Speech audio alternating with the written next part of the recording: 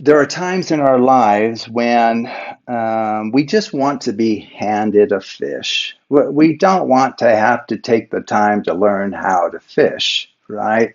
So sometimes we just tell me the answer, and I'm not going to worry about like how it works and all of the intricacies and nuances. Okay.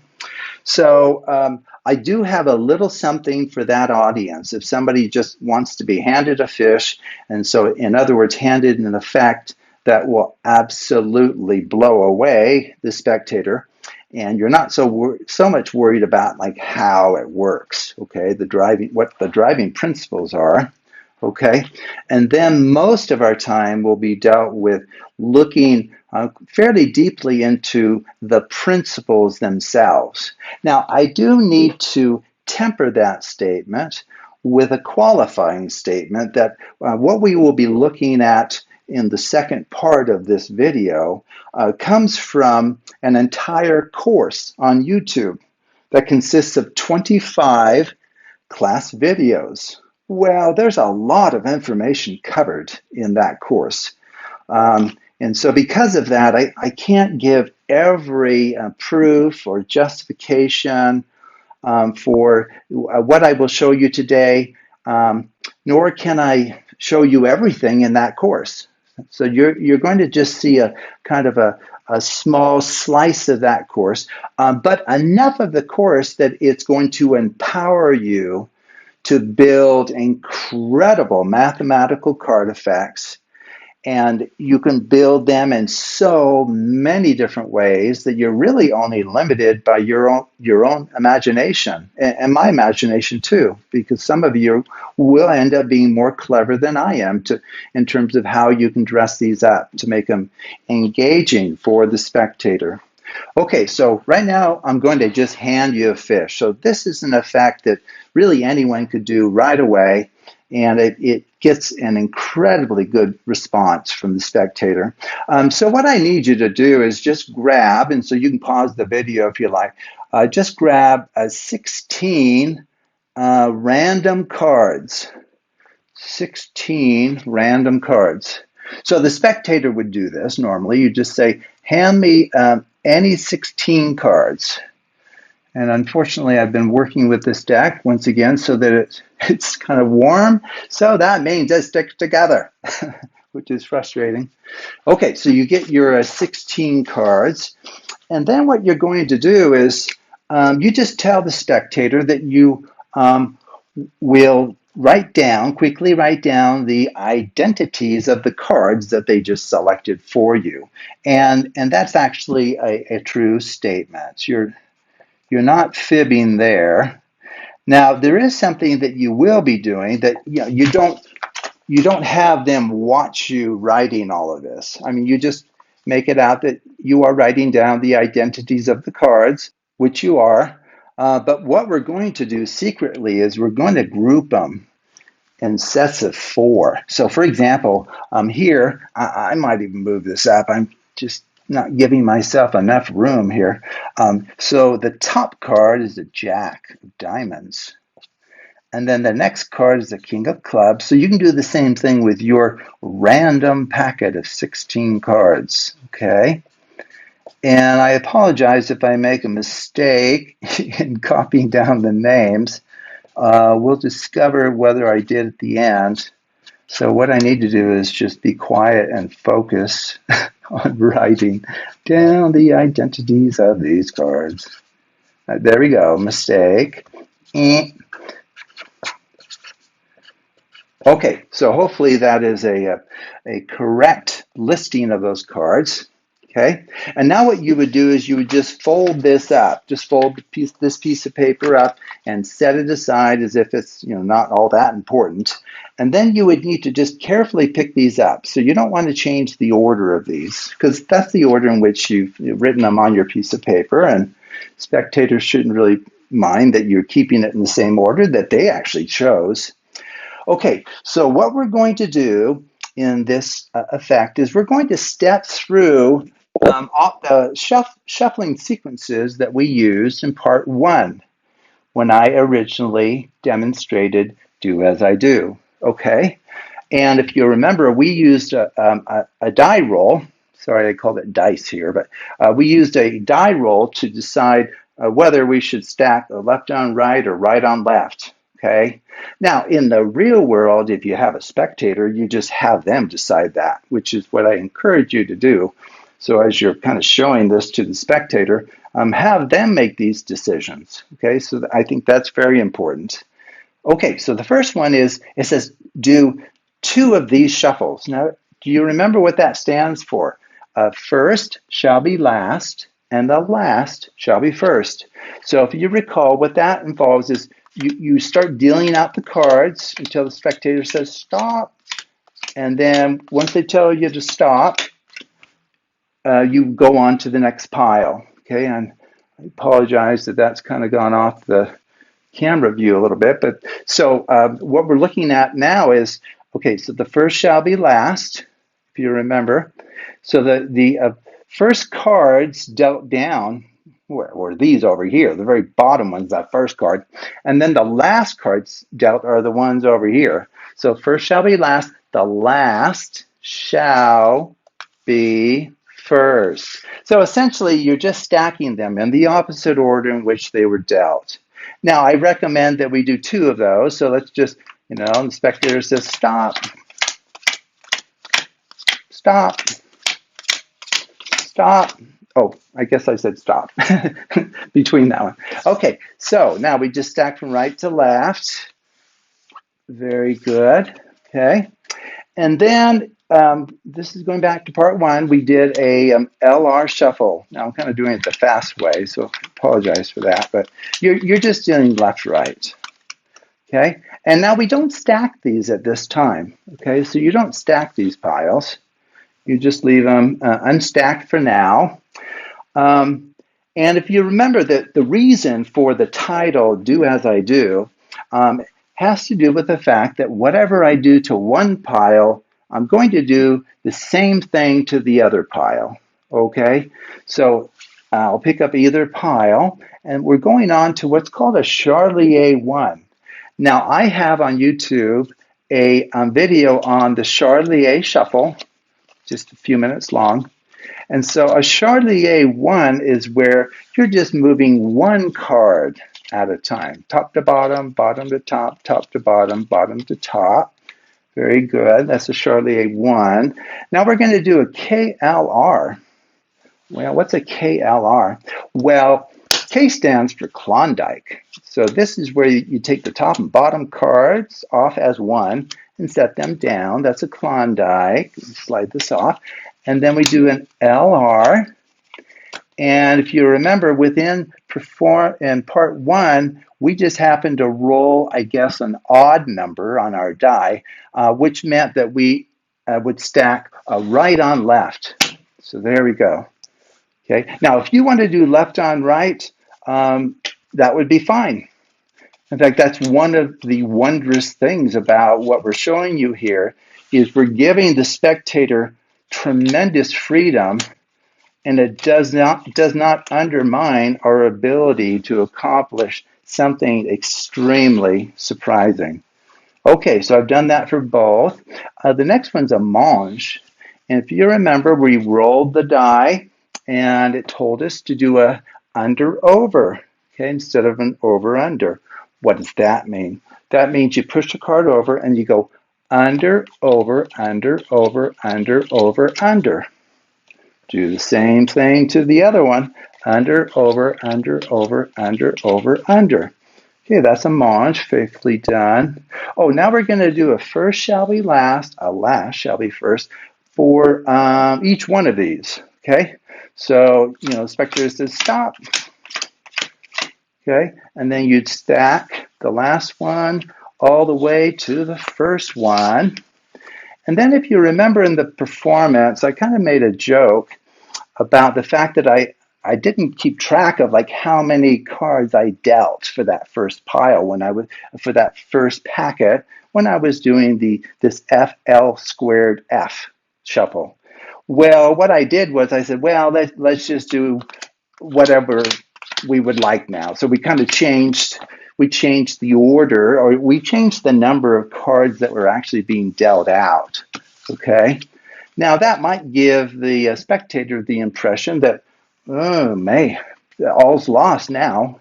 He was supposed to do exactly the same thing to each in the hopes that something surprising happens at the end. And now he just failed. He didn't quite do the same thing. Okay, so that creates a little bit of tension that, okay, the whole thing's gone awry. Okay, well, whether or not it has, we'll discover in just a minute or two. Okay, the next one is an up jog. This is called an even up jog. And so what you're doing is you're up jogging, moving forward the even position cards. And then we did a die roll, and it said put right on left. Okay, we'll do the same thing here. Do as I do. Okay, and then strip those out, and then right on left. Very good. Now we're going to use something called the stay stack principle. And I guess I'm not supposed to be talking about principles in the Hand You a Fish series here, but if you want to look that up, that's an extremely powerful principle. Okay, so here what I'm doing is I'm just dealing out 4 piles of 4, building each level one at a time, and then we rolled the die, and it told us to stack from left to right. This is going back to part 1. Very good. Now I'll do the same thing for the other pile. We'll go left to right, building up 4 piles, 1 level at a time, and then stacking from left to right. Okay, we're almost there. We're going to perform what's called a 50% coding. Well, all that means is just deal out half the cards and then decide how to stack those. It's really a free choice. We happen to have gone with left on right because of the die roll. We'll do the same thing here. Left on right. Okay, and now you're at a position where we're going to just stack these, right? We're probably getting a little tired of moving cards around. So we can randomly stack these. I think we happen to have gone with a left on right. Very good. And then I mentioned do some Charlier shuffles. Now, these are the full, not the Charlier 1, but the full Charlier shuffles. And as I mentioned, I have a video on the Charlier shuffle. And the key is you want it kind of messy, but at the same time, you don't want to make a mistake because that will probably cause issues. Okay, so we need to do the Charlier shuffles correctly. And then what we're going to do is do one more. The first shall be last. Now remember, the spectator saying, stop, stop. Okay, and then we go from the last pile dealt all the way to the first. I'm trying to grab these off the table here.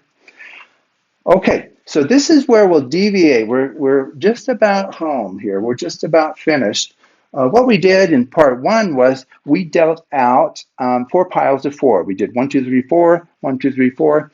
And then from there, we were able to look at that packet, look at those cards, face up, and deduce which card the spectator actually chose from each and every one of those 4 piles. And if you remember, the position of our chosen card from each pile corresponded to the position of the spectator's card in their pile, in those same piles. Okay. Now, what we're going to do a little differently is we're going to just simply deal out. We're going to go 1, 2, 3, 4, 1, 2, 4, 1, 2, 3, 4, 1, 2, 3, 4.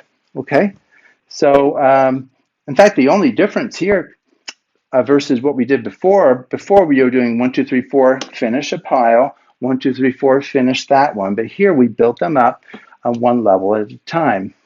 Okay, well, we're at the end now. We have 4 piles that really have come about by random shuffling and random choices made by the spectator. Okay, so maybe we shouldn't say it's random shuffling, but it's certainly shuffling that involves random choices that you, as the performer, had no control over. Okay, so the spectator's being given a lot of power here. Okay, so what we need to do is you just show the cards, and of course, this will mean nothing to the spectator, right? They'll see these cards and they'll go, okay, well, what am I supposed to get from this? That kind of thing. Okay, very good. And it doesn't matter really what order these are in, by the way, but we're just looking at what's in each of them, and that's important here. We're just looking at what cards make up each of these 4 piles. Okay, and so you could maybe at this point say, do you recognize anything? Does any of this ring a bell as you look at these cards? Because they were looking at that original group of 16, and they'll probably say no. You say, well, it's kind of interesting because if you recall, I wrote down the identities of the cards that you freely chose. And look what's happened here. I really don't know how this has happened. But somehow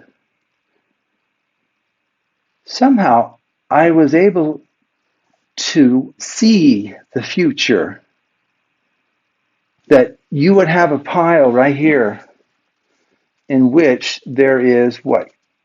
A jack of diamond, a king of clubs, a 10 of hearts, and a 2 of hearts. Let's see. What about these 4? Are they found somewhere? Oh, looks like it's the last one. So, see, 4 of spades, 5 of diamonds, queen of spades, 8 of hearts.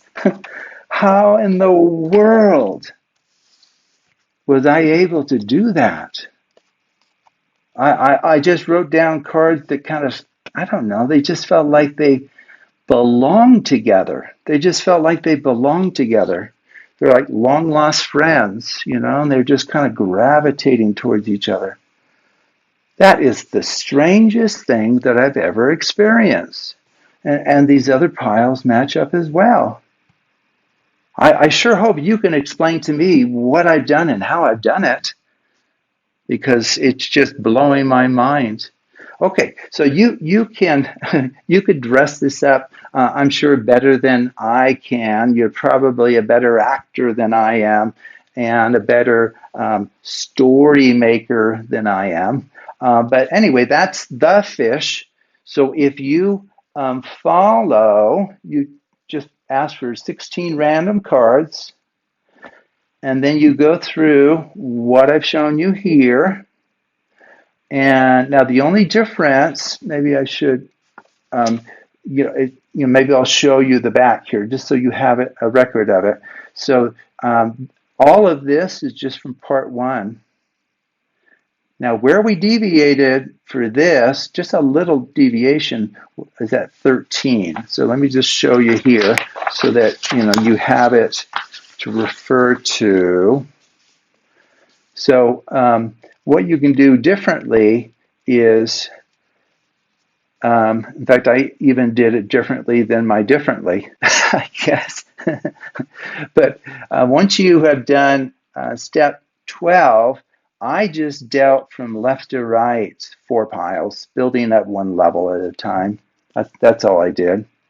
And then those piles of 4 are guaranteed to match what was written on your paper if you took them at 4 at a time.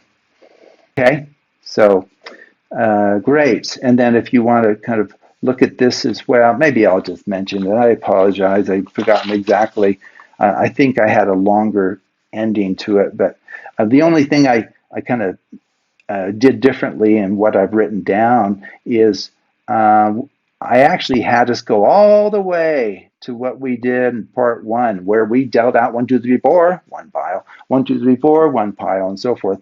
And then from there, what I did was I allowed a random stacking of those, which is kind of nice. It gives them more choices. And then once you have that larger packet of 16, you can do as many Chardelier shuffles as you like. And then you can deal from left to right, building up 4 piles, 1 level at a time. Okay, so anyway, that's an explanation of, I guess, my alternate ending here. Okay, so very good. So that is your fish. Now, for those who want to learn how to fish, how to bring in those big fish, that's what we will now look at. Okay. Now this video is not going to be short, so I'm pretty sure. So that's why I kind of showed you a fun effect kind of right up front. And then for those who have the mathematical stamina and interest to learn some really powerful principles, please stick around. Maybe watch the video in chunks to give your brain a break, because there's a lot here. And unfortunately, I'll kind of have you drinking out of a fire hydrant a little bit. So, and that's just so that we can, cover some great principles that you can make use of right away. Okay, so I just need to show you some vocabulary that will be helpful. Okay, so the Hidden Structures series is devoted to what I call cyclic and mirrored structures. And the underlying structure that really makes do as I do work is something called a 4-cycle. It's a 4-cycle. So this is a cyclic construction. And it's a 4-cycle relative to card suit.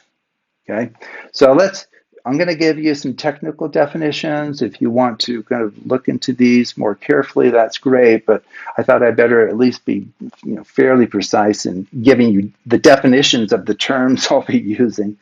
Okay, so the 4-cycle relation. Okay, so this is going to be an equivalence relation is what they call it. But the 4-cycle relation is defined as follows. For positions P and Q, P will be related to Q by way of this 4-cycle relation if and only if P and Q are congruent modulo 4.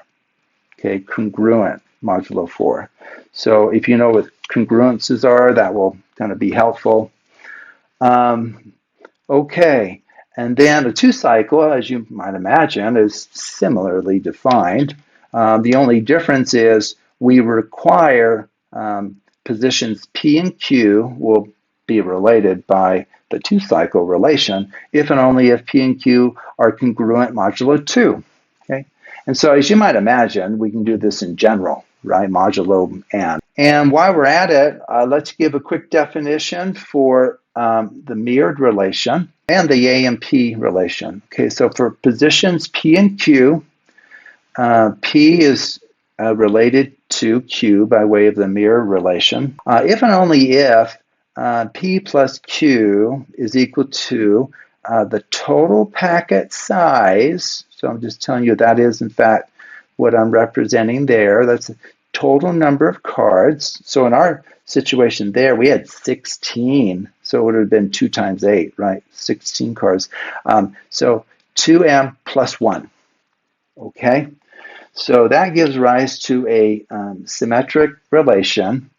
Technically, it's not transitive or reflexive, but it doesn't cause any problems for us. So technically, this is just a symmetric relation, which is actually all we need for what we're doing here. And so what a person can do, if you want to get super technical, is you add on the disjunction that P and Q are allowed to be equal. So if you do that, then it becomes a proper equivalence relation.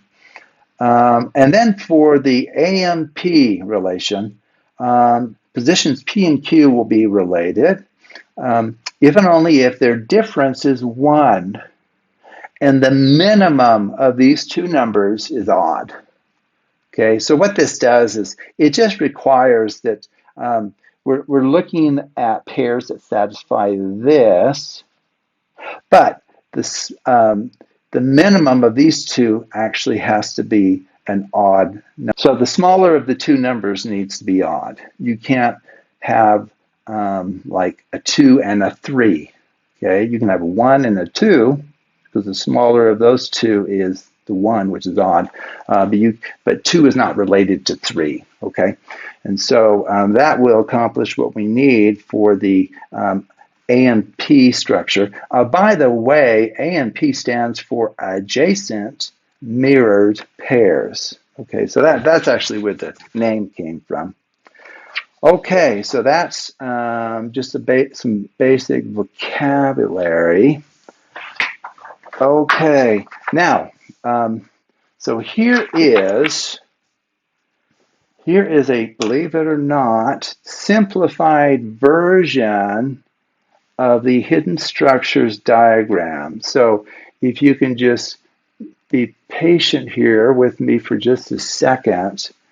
So on the left, here is the full, even though I have actually added to it, but here's the full hidden structures diagram dealing with cyclic and mirrored structures. This is the one that appears in the textbook that I've written.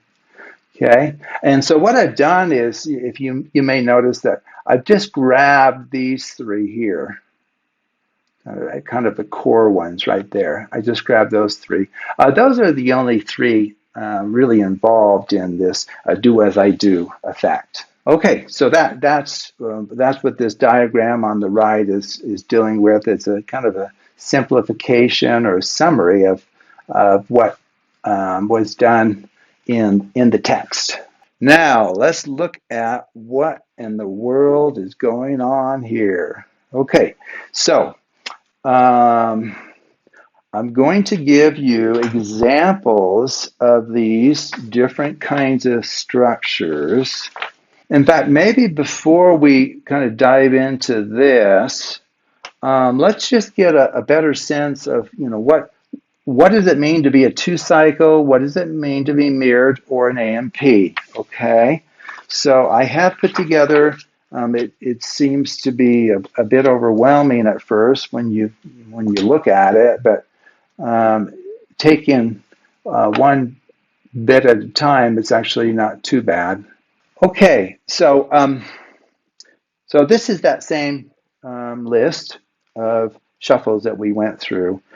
So what I've done is, for each of these, I've identified what structures involved. Perhaps more importantly, I give examples, okay, of each of those. And those examples are kind of quintessential examples that really do bring out what the structure really looks like. Okay. So maybe, believe it or not, maybe we'll go back, not backwards, but we'll start at the bottom and move up, okay? So let's talk about two cycles, okay? So that definition I gave you about P and Q being congruent mod 2, P and Q were referring to positions. Okay, so what's really happening there is, so here is an example of a two-cycle. So it's in black. I've boxed it in black. That is a perfectly legitimate two-cycle. Here I'm imagining cards with the numbers 1, 2, 3, and 4 written on them. Now, if you want to relate this to what we did in part 1, you can think of 1 as clubs, 2 is hearts, 3 is spades, 4 is diamonds. Okay, because we actually worked with the suits, but it'd be easier, I think, just to use numerals here. So just kind of look at that, and you'll see what's going on with a two-cycle structure. All it requires is, if you have a pattern over here, so 2, 1, 3, 4, we repeat that pattern again. Okay. So if we had which I do, but I won't use it right now for this purpose, but I have a bunch of cards that have numbers on them, 1, 2, 3, 4, and so forth. And so if you were to order these, a 2 on top, so 2, 1, 3, 4, and then 2, 1, 3, 4, that is a, quote, 2 cycle. And when it has that structure, there are certain things that you can do with that packet that will not undermine its 2 cycle requirement. Okay, now the numbers might get moved around a little bit. So for example, if you were to switch the 2 and the 1 there, and the 2 and the, it'd be kind of boring actually. So because then you'd have 1, 2, 3, 4, and then you'd have 1, 2, 3. Sorry, 1, 2, 3. Yeah, and then 1, 2, 3, 4. That's a 2 cycle structure, right? So the requirement is that you essentially just have 2 copies of whatever that ordering is for those objects. Okay, and then. Oh, isn't that funny? Oh, yeah, sorry, excuse me. Okay, I'm just trying to remember what I was doing here. Yeah, if you remember, we were doing as I do, right? So each packet got treated the same way, except for this crazy thing. And so what it would mean is, we're looking at 2, quote, identical cyclic structures. So that's why I've written it down twice. Now, here's an example of a 4 cycle. Well, all you're doing is you have some kind of initial ordering for those 4 numerals, and then you just repeat that for a total of 4 times. That's a 4 cycle. And then if you were to take each, like the top 4, put them in one pile, which is kind of thing that we've been doing, take the next 4 is another, next 4 is another, and the last 4 is another. Those 4 separate piles are called coupled piles. Well, they're called coupled because if you look at for instance, the top card of each is a 3. The second card down for each of these piles is a 1, and then a 4, and then a 2. So they're coupled in the sense that at each level, they have equivalent cards or related cards in the way that we want. Okay. Okay. So that's cyclic structure. Now, a mirrored structure is really what you would think it would be, right? Because, like, if you think about mirror image of something, right? So here's some examples of some mirrored structures. So 3, 1, 4, 2. Now, by the way, these little dotted lines, that's just to aid us in seeing where the middle is so that we can look for symmetry. We can look for interesting relationships. So that really is just an aid. Okay, so it's meant to help us is all, but it's not technically part of the sequence. So here we have 3, 1, 4, 2, and then 2, 4, 1, 3. And so if you can see what's happening on the outer ends, we have a 3 and a 3, and then you come in 1, we have a 1 and a 1, come in 1 again, a 4 and a 4, and come in the very middle, you have 2 2s. Okay? So there are, and those are, quote, identical, it's an identical pair of mirrored packets or structures. And then here are some other ones. Okay? So they all satisfy that requirement of 2 positions are mirrored if their positions, when added, give you the total packet size plus 1. So we can quickly check that here, I guess. So think about it. Positions, 1, 2, 3, 4, 5, 8. There's 8 positions. Well, position 1 right here has a 4. Position 8 has a 4. Well, position 1 and 8, when added, gives you 9. Well, 9 is 1 more than the total packet size. Okay, so that was the requirement for the mirrored relation. So that's being satisfied by all of these. And then the last one is that maybe kind of curious looking AMP structure. Okay, the one that talked about the difference of P and Q being equal to 1, and then the minimum needed to be odd. Okay, well, what that is doing is, in the case of just, so let's focus on this one first, an AMP.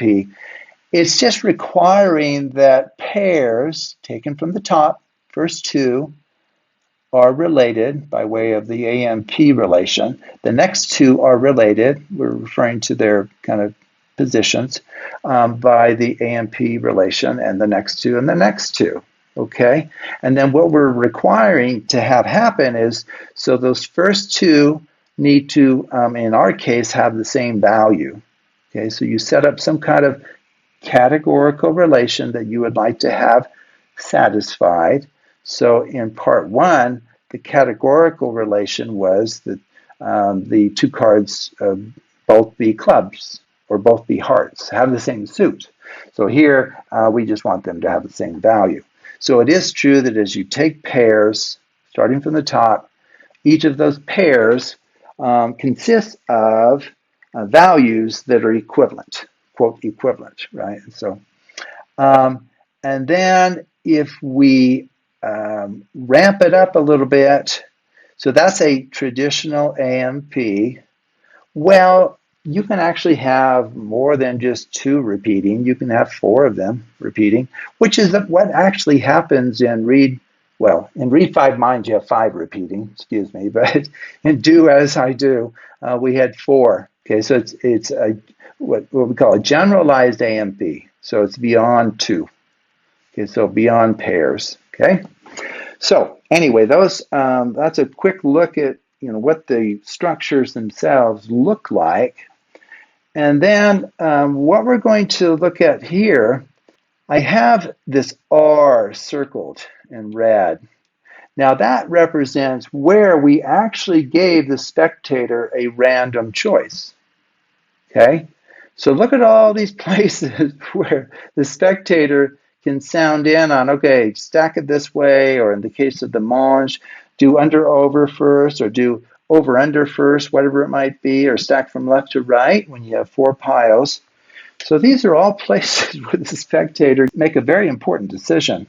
Okay, well, if we go back to what I had up just a second ago here, this is the kind of simplified structure, simplified diagram of the fundamental structures that we are using in Do As I Do. And so we talked about two cycles, mirrored structures, and AMPs. So what are these? Now, of course, we've been shuffling, right? These are different shuffles. Well, shuffles are just permutations. Mathematically speaking, they're just a permutation of objects, a rearrangement of the objects, okay? Okay, so this little almost circle thing that arrows back, what that means is these particular shuffles preserve that structure. So if you have a two cycle and you perform a first shall be last, a last shall be first, it's still a two cycle. Now it won't be the exact ordering that we originally had, but it will satisfy the two cycle relation. It will still be a two cycle, okay? And the same thing with all of these other ones, the Chardelier 1, a random cut, and then a general Chardelier. Now, these categories overlap, but I just decided to list them separately so that we can kind of clearly see, because from the point of view of the spectator, these all look very different, okay? But technically, these are all just cuts of some sort. Okay, and then we get a different set of, and by the way, the technical name for these shuffles, permutations, or even mappings that return you back to the same structure type, they're called automorphisms. Okay, so for those who've studied groups, an automorphism is just a bijection from a group to itself that preserves the group structure. Okay, and that's all we're doing here. So really, these are mappings. They truly are bijections, and they preserve the underlying cyclic structure. Okay. In a similar way, mirrored structures have automorphisms. So structure preserving permutations or shuffles. or mappings. Those are all being kind of used synonymously here. So with mirrored structures, the first shall be last, the last shall be first is an automorphism. Isn't that wonderful? In fact, you may notice this first shall be last, last shall be first is an automorphism for all of these. Isn't that wonderful? Okay, so you can perform that shuffle on any of these structures and it leaves it of the same structure type, which is great. And that's independent, right, of how many cards are being dealt into each pile, and then you stack in reverse order. Now, I mentioned something called the stay stack principle, and that's coming into play with the LR shuffle being an automorphism, and an up jog. I'm trying to think if the up jog is necessarily part of the stay stack principle. I'm thinking back to the proof of it, but that can be shown as well to be an automorphism. And then the more general, what I call RC shuffle, which comes from the stay stack principle, is an automorphism. The idea here is if you have a mirrored packet, and so like they say, a packet of 16 cards, you can look at factorizations of that number into a product of two numbers. That would be the easiest. And so 16, for example, is 4 times 4. Well, what that means then is you can have 4 piles of 4 cards and then stack them from left to right or right to left, and it preserves the mirrored structure. And in fact, within the course, Hidden Structures course, I have a whole set of judicious RC shuffles. Well, this is where the stacking can be done in a far more random looking way, and it still preserves the mirrored structure. Okay, so anyway, this is coming from, so that's why you can think of two numbers being multiplied. These two numbers need to equal the size of the packet. Okay, so these have to just essentially, this needs to be a factorization of your packet size, right? And there's, as you know, with 16, you can have 2 times 8, right, or 4 times 4. So there's more than one way of doing it, which gives you even more flexibility. And then the Chardelier 1, so this is where we move 1 card at a time. Well, that ends up being an automorphism on mirrored structures. Isn't that wonderful? Because look, it's an automorphism here, it's an automorphism here, of course, and it's almost an automorphism in here in general. But yeah, as you can check, you actually have to have a multiple of 4 cards for the Chardelier 1 to preserve an AMP. Okay, so if it's not 4 times some natural number, it destroys it. Okay, okay, so those are automorphisms. And then for an AMP, Chardelier 1 with a restriction, first shall be last, last shall be first. And then this KLR 1. Now remember, we did that one right there, step 4. So that's a very nice one. It's an automorphism on AMPs, but not on these others. Okay, so it's special in that way. But nonetheless, it is true that you need to have a multiple of 4 cards for it to not destroy the AMP structure. Okay, and then down here below, I have slightly more complete write-outs of what the symbols mean. Okay, so those are the automorphisms. Now, what about these things we call isomorphisms? Well, isomorphic means to be of the same have the same structure type. Okay, so like 2 groups can be isomorphic even though the underlying sets of objects are very different, and even the operation can be very different. Okay, so for example, multiplication and addition can be used as the basis for an isomorphism involving the logarithm. Logarithm allows you to kind of map between spaces there. Okay, so why don't we start with this one here? This is a 50% coding of the card. So we did that, right? We did it right here. And the wonderful thing is you can randomly stack those left, right.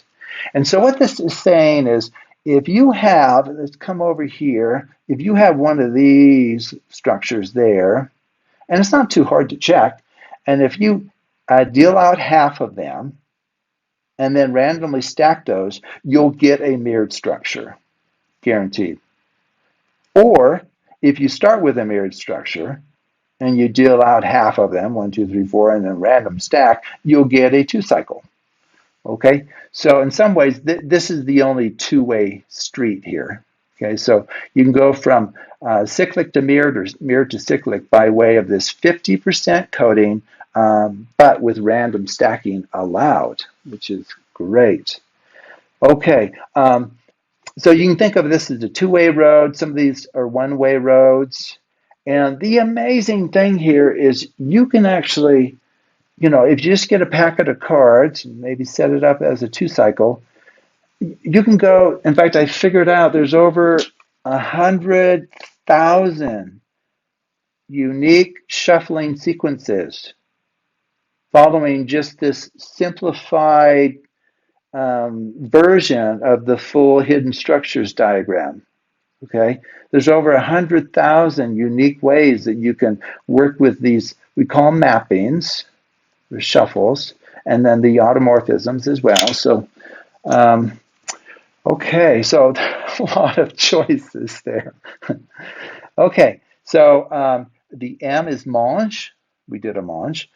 K is Klondike, we did a Klondike. LR, we did a few of those. We did an up jog. Now, the only one we didn't do is something called the Pharaoh. Okay, a Pharaoh shuffle for a whole deck is just where you have, now, this will not be a perfect shuffle, right? I've blown it up here. I have too many cards, right? It's not too far off, but so that's almost a perfect Pharaoh shuffle. So there, what you're doing is you're just splitting the packet in half and then perfectly interlacing the cards, okay? Well, with, let's say, 8 cards, it's not actually that hard to do in hand. And the point being that if you have a 2-cycle, you can get an AMP immediately if you do a Pharaoh shuffle. So what I like to do is, here we have 8, right? So if I take the bottom, so you're going to watch carefully here, bottom 4, pull those off, and now you can do it in what's called an in or an out Pharaoh shuffle. Well, it ends up not mattering, which is wonderful. It doesn't change the fact that you get an AMP. Okay, so why don't we have the 1 here below, and then what you're doing, let me just concentrate my 3 brain cells, you're just interlacing them perfectly. Okay, so that's a Pharaoh shuffle. Okay, so depending on how you interlace them, it will be a Pharaoh in shuffle or a Pharaoh out. But regarding what we're doing here, it doesn't matter. In fact, the beauty of much of what I'm showing you today is the fact that the order in which certain things are done makes no difference to the outcome. Well, no, that's not, it's got to be careful. It makes a difference to the outcome. If you mix cards differently, you get a different order. But it doesn't change the resulting structure type. Okay, so a Pharaoh in or a Pharaoh out will convert a 2-cycle to an AMP structured guaranteed. Okay, so it does, cards are being moved around and that kind of thing. So the Pharaoh in and Pharaoh out, when you perform them, they will give you a slightly different looking AMP, but they're both AMPs. They satisfy all of the properties of an adjacent mirrored pairs packet. Okay, wow. Okay, so that is a kind of a look at that. What I want to do next is kind of very clearly show you really what's going on with these, okay? And the way for us to see that is to work with an ordered packet. Okay, so if you work with, okay, so by our little definitions here, this is a generalized AMP because I have, first top 4 cards are of the same value.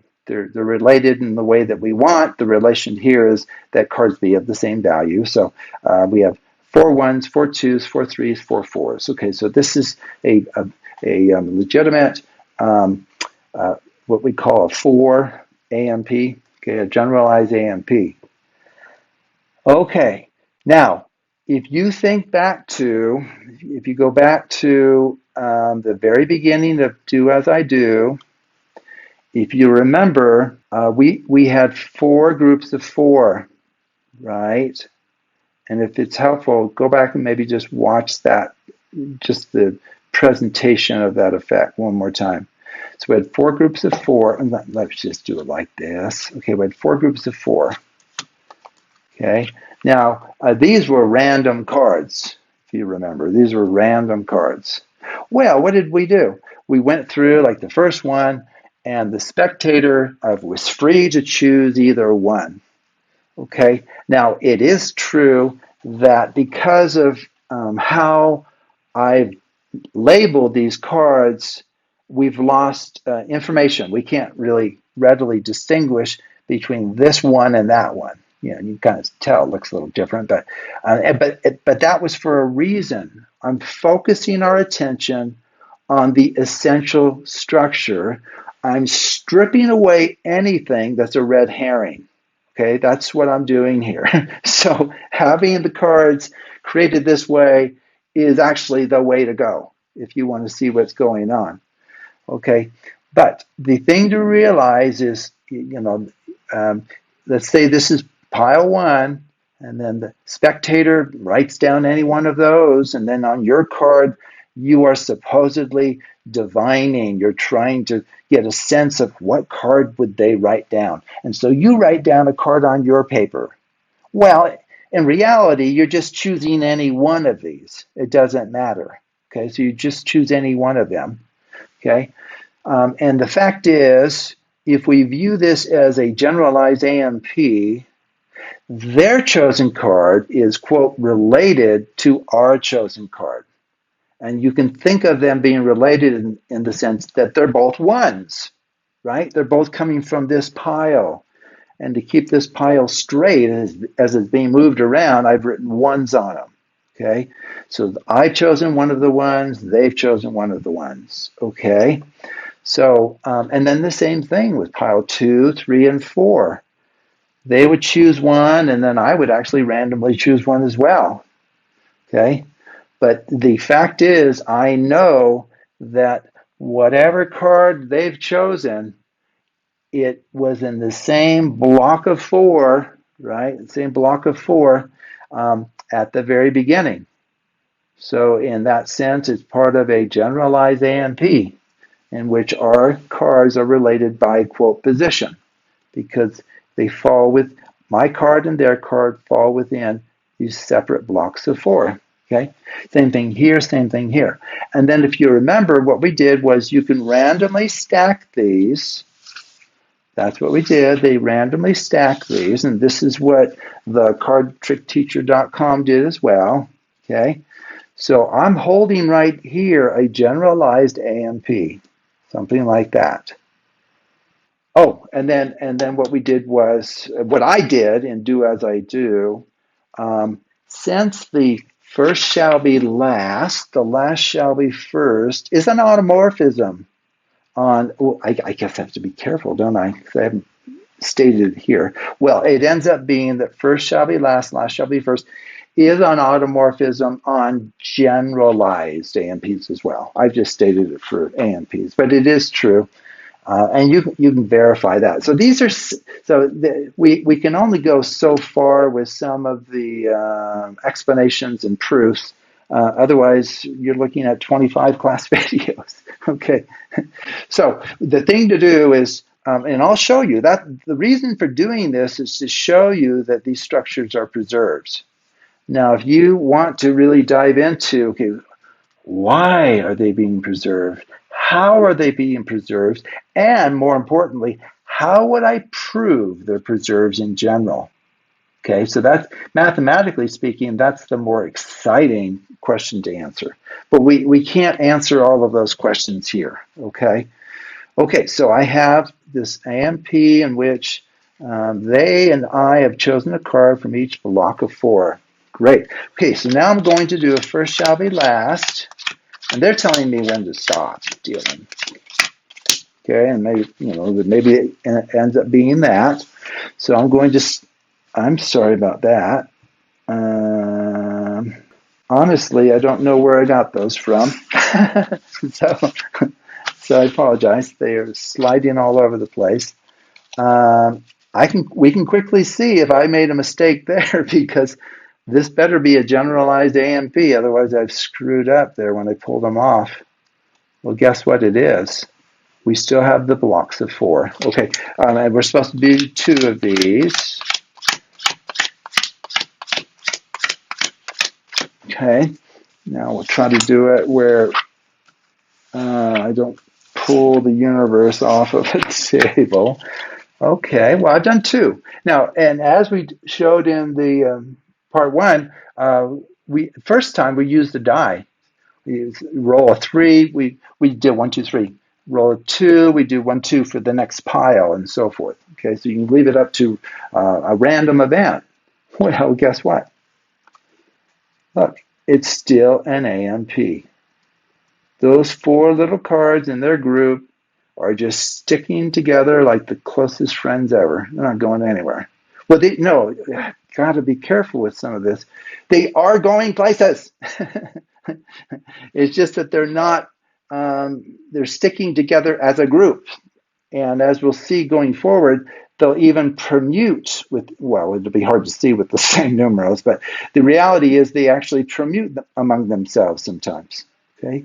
But they stay as a group for now, as long as it's a generalized AMP.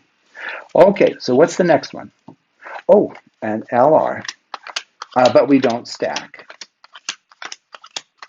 Okay, now the claim, look at the claim on the side here. The claim is that these are each just ordinary AMPs. I go, that little guy there. Well, is that true? Let's see here.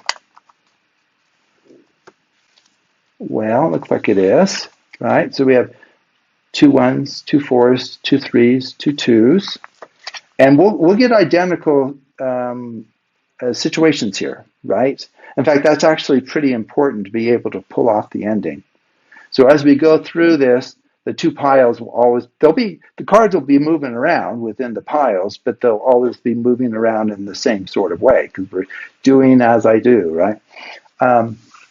Okay, so those are 2 AMPs, very good. And then we can Charlier shuffle each. So this is where you top to bottom, bottom to top. Okay, there you go. Do the same thing here. Okay. You just stay in camera better. Okay. Well, I claim we still have 2 AMPs. Oh, we do. And this one will be the same. Okay, very good. Okay, now things get a little more complicated with the KLR. And quite honestly, I don't remember how I stumbled on that particular one being an automorphism. It was quite some time ago, so I just don't remember my train of thought, but it's a wonderful automorphism. It's not an automorphism on any of the other structure types, so it's special in that way. So what I've done is a Klondike, and now I have to do an LR.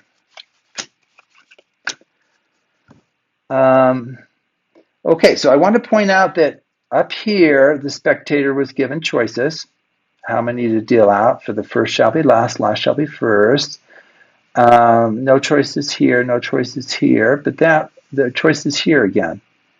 So you could say, do you want left on right or right on left? Maybe we'll do differently than we did last time. Maybe we'll do left on right. Okay. Man, I'm dropping things. These new cards. Well, the claim is that this better be an AMP still. And it is. Those pairs of identical values are together. Okay. And then do as I do. You have to do the same thing to the other pile. And I think we decided to stack opposite to what we did there. So that's left on right. Better make sure, otherwise I'm going to go off track. Okay, so that's an important choice. Now here's another one. It makes a difference which one you choose. The mange comes in two varieties, over, under, or under, over. Okay. Now, in the original rendition, we did under, over. Let's do over, under. So you go over, under, over, under, over, under, over. Very good. Okay. Over, under, over, under, over, under, over. Okay. So the claim is that converts it, mange, M. We were here. The mange takes you to the realm of mirrored structures.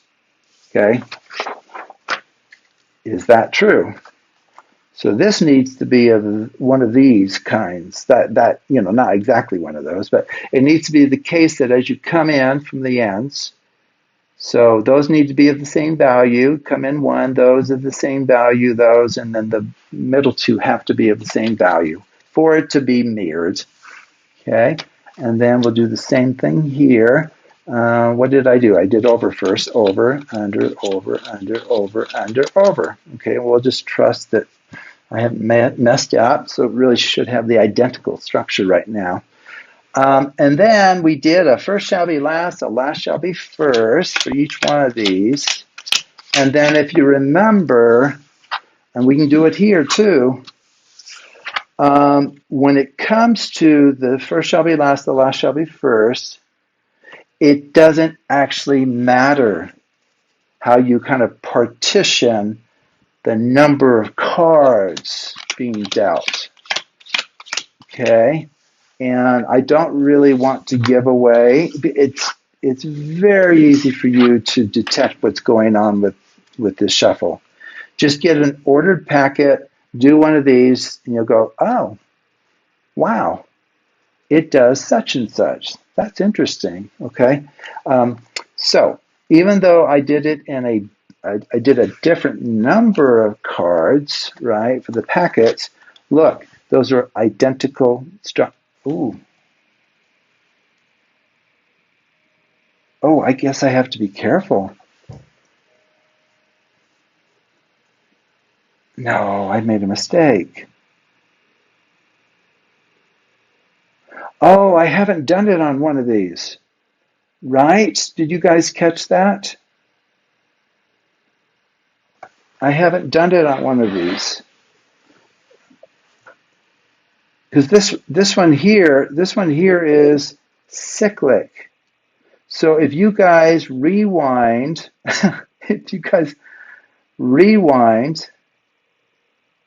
I must have picked up the wrong pile. Okay, sorry guys. Let's see, I wish I could go back in time. Okay, so this is mirrored, which is what we want. Okay, that's mirrored. You guys have the advantage you can go back. This is cyclic. Okay, now I can't get a cyclic structure from this mapping. It's not, unless it's already cyclic. It preserves cyclic structures. So up here, and you guys can rewind, I must have applied. Oh, I know what I must have done. And you guys can follow that. You can check this. We were way back here. I did a mange. I must have done another mange, which got me a 2-cycle. Okay, so you guys can go back in time and see that that's probably what I did. So I apologize for that. So I must have done 2 mange, which would land me in the realm of 2 cycles, because we really should be looking at mirrored structure right now. Okay, so there we are. We're back. I just did the inverse of a mange, which is actually just a Klondike shuffle. So, okay, so I'm sure you guys you probably saw it in real time. That was a mistake on my part. Okay, so sorry, we're back here. And the point I was making was with the first shall be last, the last shall be first, It doesn't actually matter how many cards you're dealing out at a time. Okay, so let's just make sure that we're starting, because if I have faithfully done everything the same to these two packets, these should agree. Now, whether that's the exact mirrored structure or I uncorrected the wrong one or something like that. But so here we are. So if you start with a mirrored, and then the next step that we did was we did an up jog. Well, an up jog is an is an automorphism on mirrored structures, an even or an odd up jog. Okay, so what that means is like an odd up jog is where you move the odd position cards forward. Okay, I did an even. The even's easier to do because then you have this card down here to help hold things in place. Okay, so that's an even. Very good. Strip it out. Now we'll do the opposite. We originally did right on left. Let's do left on right. Okay, I need to focus my little brain here. Just make sure I'm doing as I did. And dropping the cards. Great. May have just introduced another error. And then we said we're going to do the opposite, left on right. Okay, so let's check that. Make sure I haven't messed up. Looks like I put that dropped card back where it was supposed to go. I'm sorry about that. These cards are right out of the right out of the box. Okay, so we've done that. We're almost there. So let's do an RC. So we did 1, 2, 3, 4, and then 1, 2, 3, 4. You're free to stack left to right, right to left. Now, what I was mentioning earlier is you can do something called a judicious, and this is talked about in the course, judicious RC. And I haven't seen this written anywhere, by the way. So as far as I know, this is original finding here. But it ends up, of course, you can go from left to right, right to left. That's the traditional way. But it ends up you can do the following as well. So why don't we go ahead and do it? It's almost like you're leapfrogging over that one. And then you're free to stack these in any order. So we'll go right on left. Okay. So anyway, I better focus now. Make sure I do it the same way, because as you know, cards are being moved around, but the structure remains. The specific ordering, like over here, remains. And then I believe I put that over there. Okay, so let's just check to make sure that the RC shuffle did not disturb things. Number one, it better be mirrored. And number two, it should be identical. And they're identical. Okay. And then we really are truly almost home with this diagram. A 50% coding, 1, 2, 3, 4. And then you're free to stack left to right. Why don't we do right on left? Okay. 1, 2, 3, 4. Right on left. And we should get identical outcomes, which we will. Oh, by the way, and you have to think about where are we now? We did a 50%, we were mirrored, and then we did a 50% coding, which is the C. We were here and we went that away, right? So these will be 2 cycles, right? See, 1, 4, 3, 2, 1, 4, 3, 2. Same thing over here. It's a 2 cycle. Very good. And now we randomly stack these. Well, if you think about it, if they're truly identical 2 cycles, it doesn't matter what order. And that's the point of a lot of this is there's a symmetry. There's symmetry everywhere in what we're doing in the hidden structures text with these ideas and structures. There's symmetry to wazoo, and that symmetry is allowing you to make a whole bunch of free choices that may actually do change the order of things, but it doesn't undermine the intrinsic structure of the packet. That is the important principle. Okay, so here, randomly stack, why don't we do right on left? Now, what that does is it gives us a 4-cycle. Okay, and so we talked about that right here. Now, of course, we won't get exactly that one that I've written down, of course, right? That was just an example. Okay, so you can see, so 4-cycle, 1, 4, 3, 2, 1, 4, 3, 2. I'm off the camera probably. 1, 4, 3, 2, and 1, 4, 3, 2. Okay, that's a 4-cycle. Okay, and then why don't we, I guess we can go ahead and just do the bigger one that I mentioned. But so what we did in the original performance is we dealt out 4 piles of 4. And it's important that you actually deal all of these out. And you can do it under the guise that you're wanting to make sure that you did it right to count out 4 here. Okay, so that's where we are. Oh, now, by the way, these are coupled. These are coupled piles. Okay, so coupled piles, what does that mean? That means the top cards will be the same for all 4 piles. And then the second cards will be the same. And then the third cards will also, of course, be the same. But think about how you could use that information. I mean, you know a lot about the structure of this thing after a lot of random mixing. Okay, so anyway, what we suggest now on the next page, let me just, sorry about this, let's just move these over. Got to turn this silly thing over. Okay, so right there, excellent. I'm not making use of the camera view very much. Okay, and then randomly stack. Well, that's amazing. It's amazing that you can tell the spectator, okay, how do you want me to pick these up? I mean, just about anything out there in the universe, if you stack these in one order, you're going to get something quite different than stacking it in a different order. In fact, the only time you wouldn't is if you have a generalized AMP, where, right?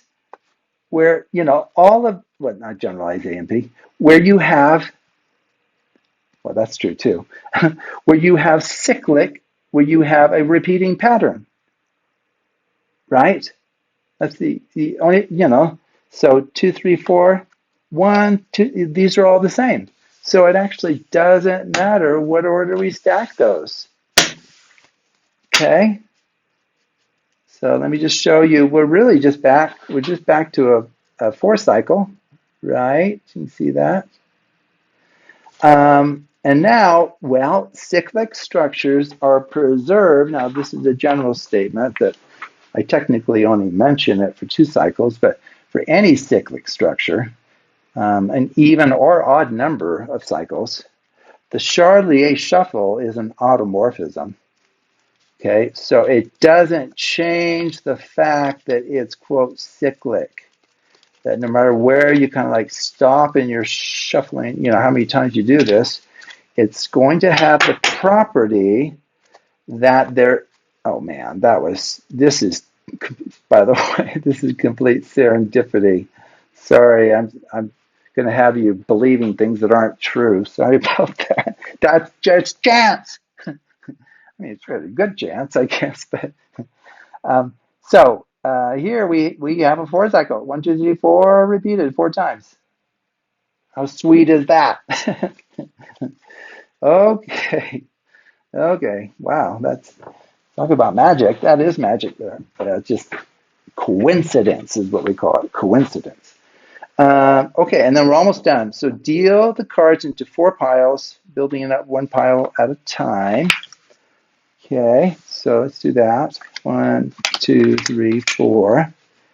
1, 2, 3, 4. 1, 2, 3, 4. 1, 2, 3, 4. Okay, great. Well, think about what should be. I guess I should have had you kind of think ahead. What's going to happen?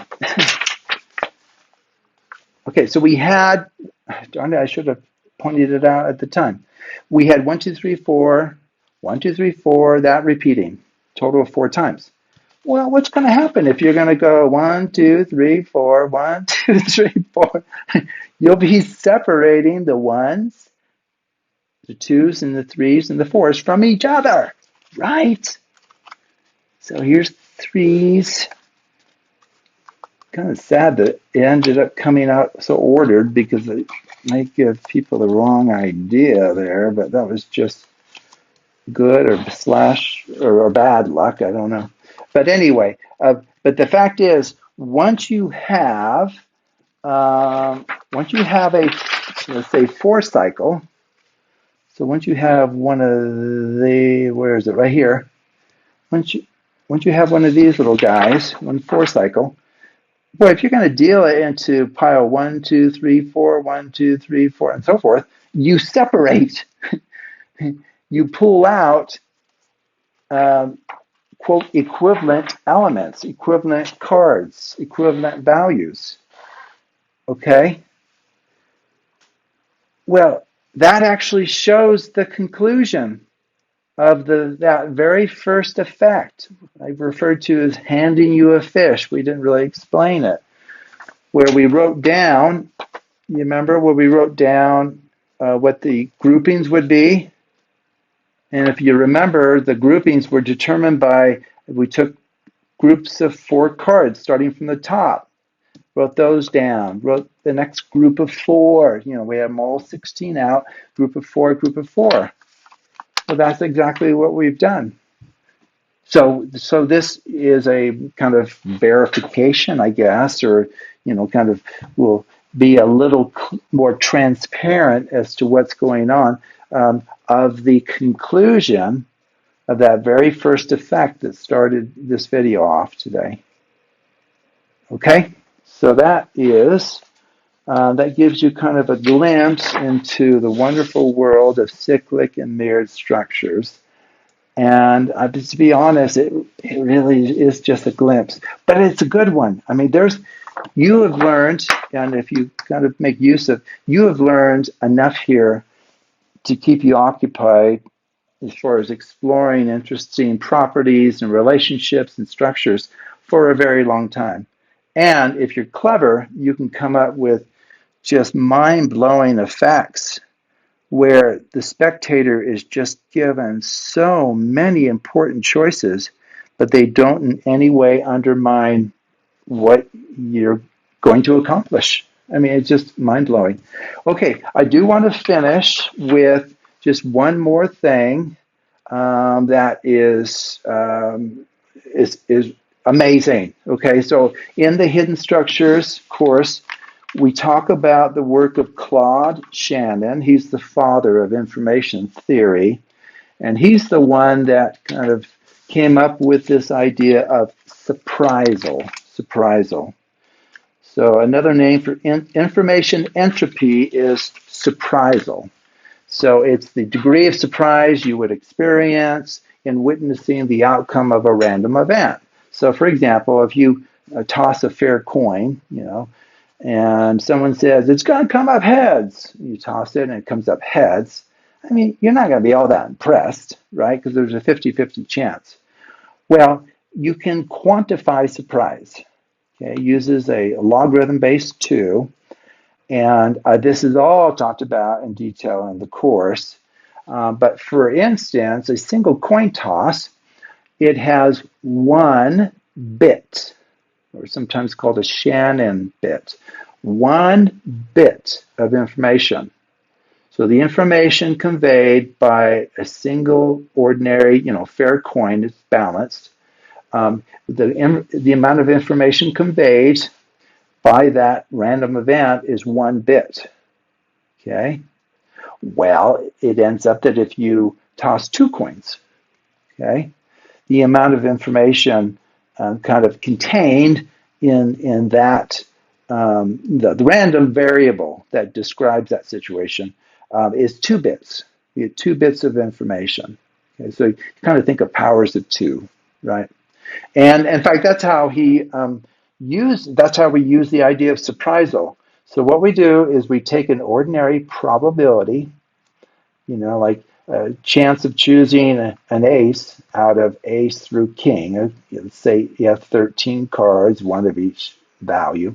So the chance of choosing the ace is 1 out of 13. That's a probability.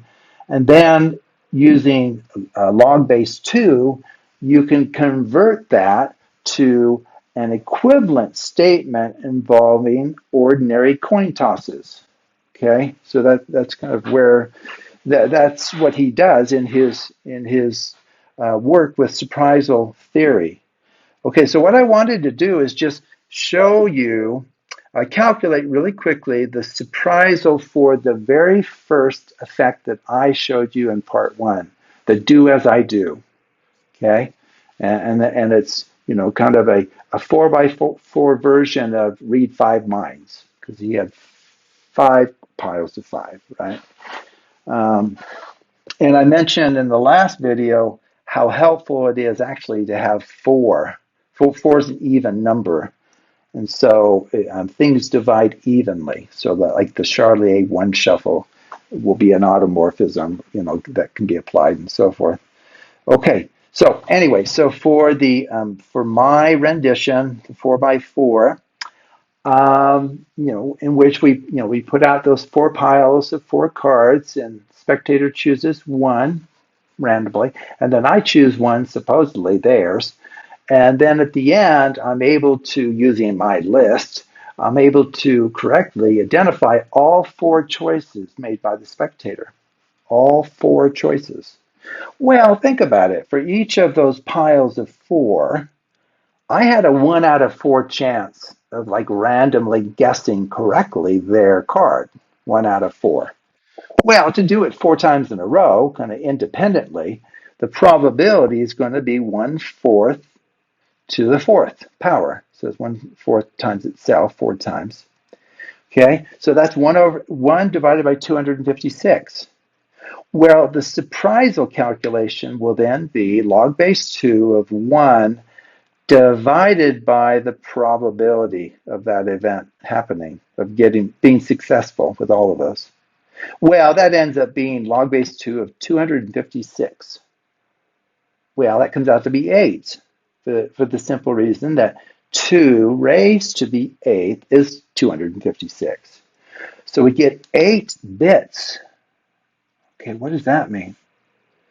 That means the surprise associated with the outcome of do as I do is the same as the surprise that one would experience in observing somebody taking 8 fair coins, so they're balanced, no trick coins, 8 fair coins, tossing them high up into the air, while in the air calling heads on all of them. They're all going to land heads up.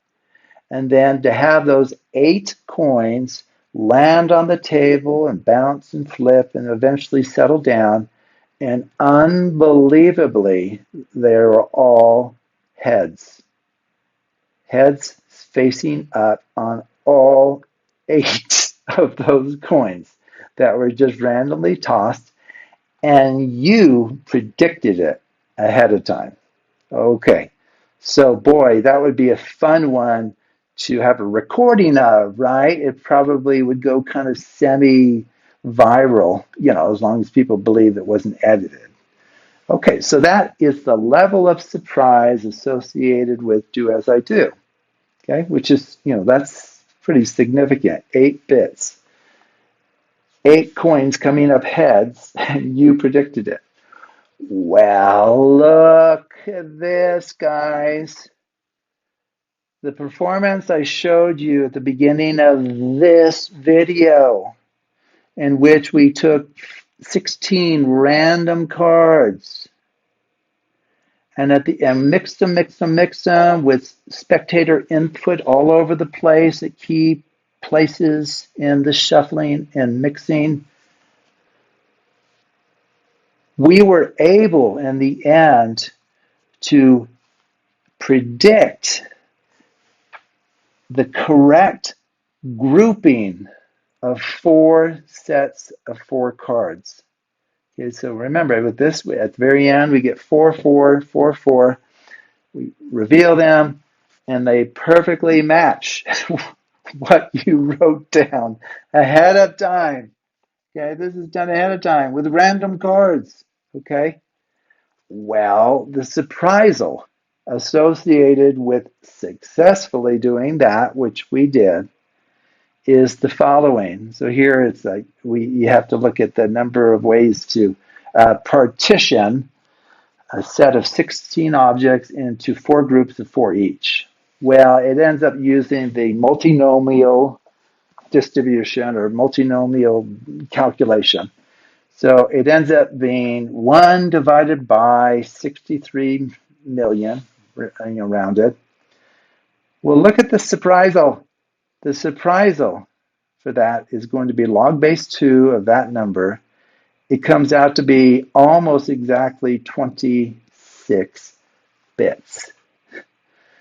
Okay, so that would be comparable to having 26 fair coins, tossing them high up into the air, calling heads on all of them, and have them all land heads up.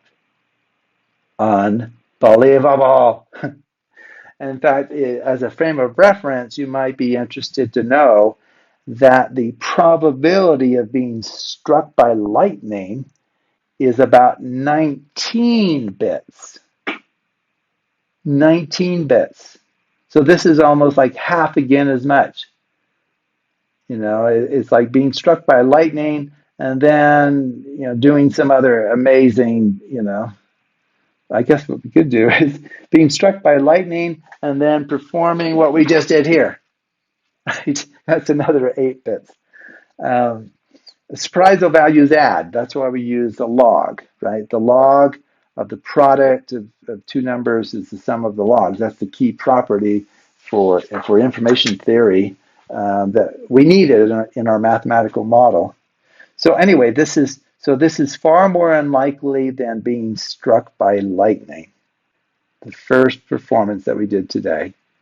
And so for that reason, it explains that if it's done well, you can just see the level of surprise on the face of the spectator, as long as they don't know anything about hidden structures or that kind of thing.